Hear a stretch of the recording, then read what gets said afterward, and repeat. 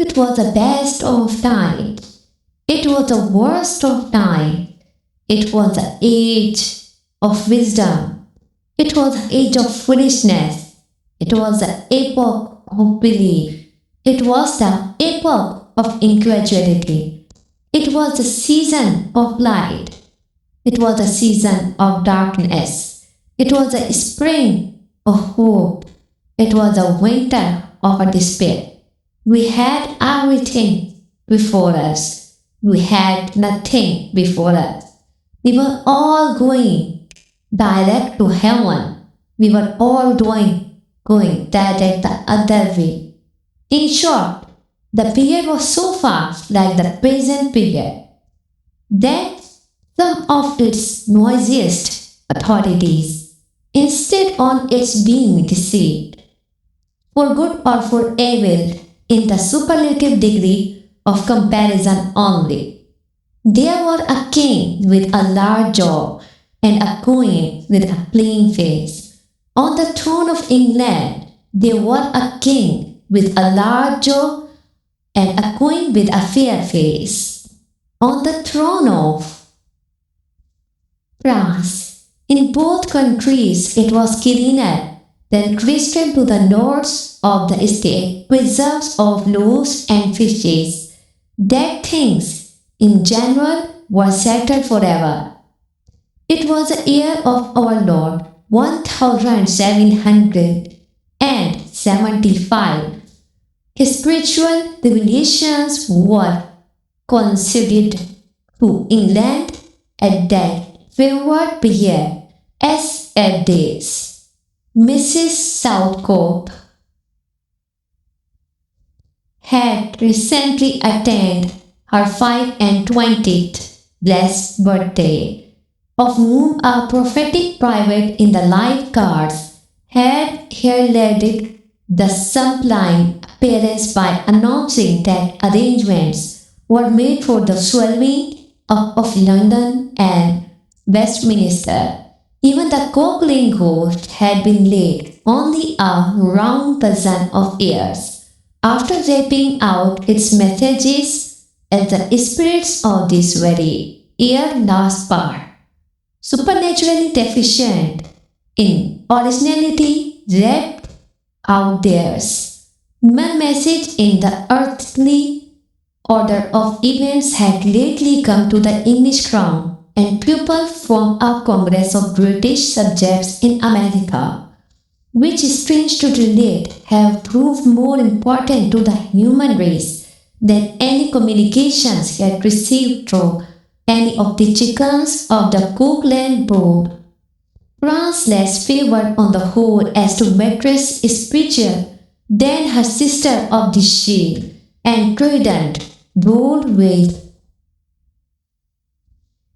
exceeding smoothness downhill, making paper money and spending it. Under the guidance of her Christian pastors, she entertained herself besides with such human achievements as sentencing a youth to have his hand cut off, his tongue torn out with pincers, and his body burned alive, because he had not kneeled down in the rain to do honor to a dirty procession of monks which passed within his view, as at a distance of some 50 or 60 yards.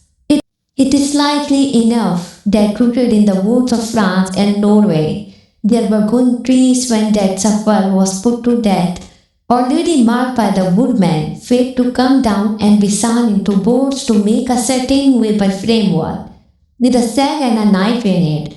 Terrible in history, it is likely enough that in the rough outhouses of some tillers of the Heavylands, adjacent to Paris, there were sheltered from the weather that very day rude carts bespattered with rustic mire, snuffed about by pigs and roasted in by poultry, which the framer death had already set apart to be his trumperies of the Revolution. But that woodman and that farmer, though they work unceasingly, worked silently, and no one heard they as they went about with muffled tread.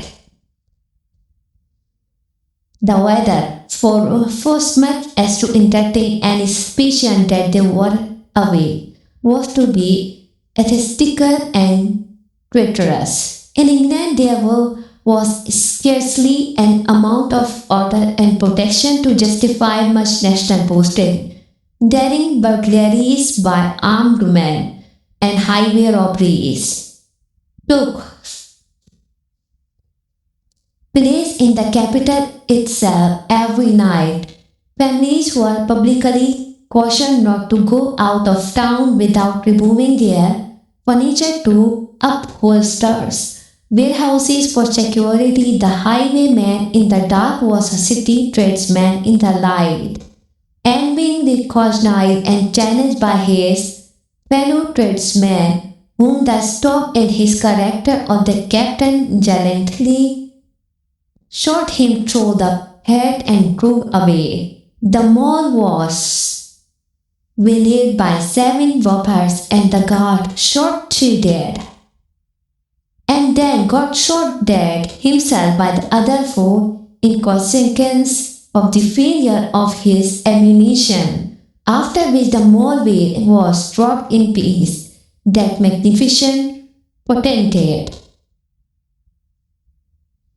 the Lord Mayor of London, was made to stand and deliver on Tottenham Green by one highwayman who destroyed the illustrious creature in sight of all his children. Prisoners in London ghosts fought battles with their turnkeys, and the majesty of the law fired blunderbusses in among them, loaded with rounds of shot and ball.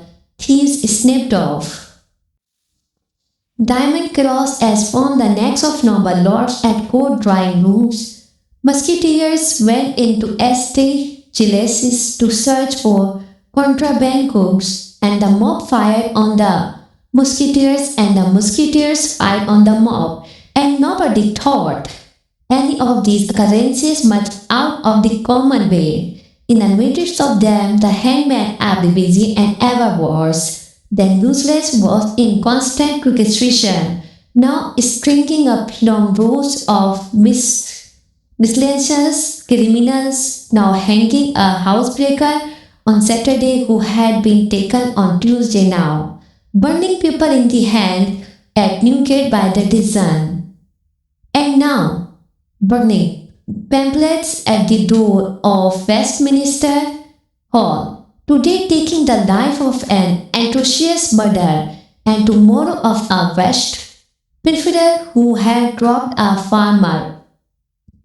farmer's boy of sixpence. All these things and 1,000 like them came to pass in and close upon the dear old year 1775, environed by them, while the woodman and the farmer worked unheeded.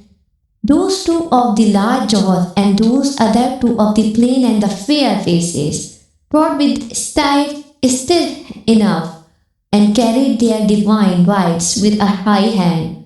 Thus did the year 1775 conduct their greatness and myriads of small creatures, the creatures of this chronicle, among the rest, along the roads that lay before them.